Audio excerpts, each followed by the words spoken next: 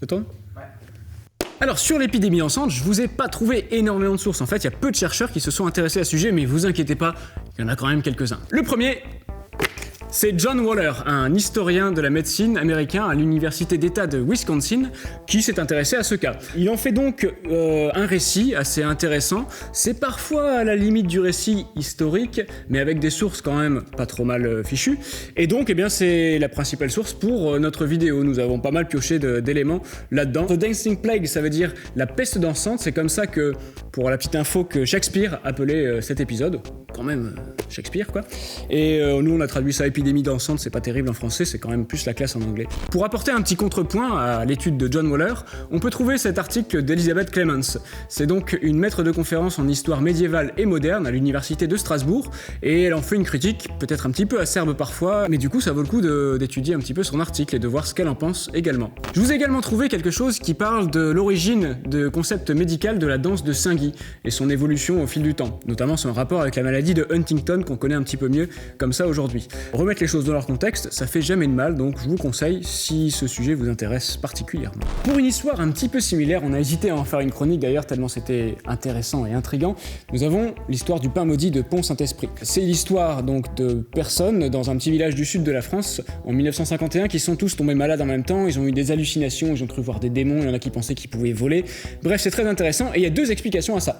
La première, c'est potentiellement l'ergotisme, donc la présence d'ergot du seigle dans le pain. Et la deuxième, ce serait, sérieusement, n'arrêtez pas la vidéo tout de suite, du LSD ou un dérivé du LSD pulvérisé par la CIA dans le village. C'est sérieusement une piste qui peut se tenir, ce n'est pas vraiment que du complot. Si vous voulez en savoir un petit peu plus sur cette affaire, très étrange, je vous conseille ce podcast qu'on trouve sur le site de France Culture qui résume un petit peu l'affaire, qui est très intéressant, c'est en deux parties, une partie sur la première hypothèse et une partie sur la seconde.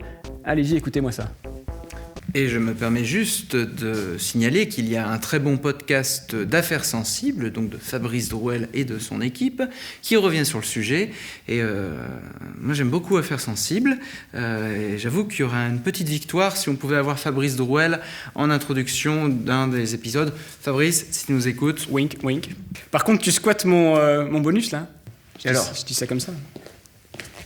Je peux même repasser, en fait, c'est fou quoi. Salut. Putain. Arrêtez. Et sinon, il y a aussi une vidéo intéressante de Squeezie qui résume plutôt bien l'affaire.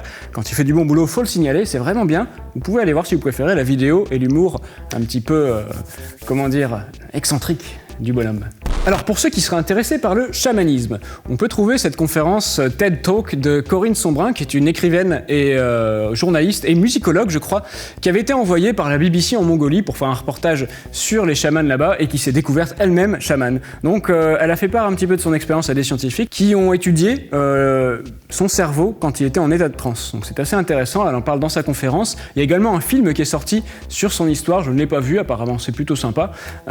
Si vous voulez en savoir un petit peu plus, c'est quand même une de nos sources sur le chamanisme dans cet épisode. Et enfin, cet épisode nous a permis, je dirais même, de découvrir un petit peu toute la littérature scientifique qui existait au sujet des hallucinations et de l'influence de notre culture, de la religion et de nos croyances, notamment, sur ces hallucinations et sur ces épisodes un petit peu qu'on ne connaît pas très bien finalement. Il y a peu de littérature sur le sujet, mais il commence à en avoir un petit peu partout, donc je vous mets quelques liens, c'est des articles universitaires, c'est pas évident à lire, mais si ça vous intéresse, je vous conseille vraiment, il y a pas mal de petites choses à picorer ici ou là.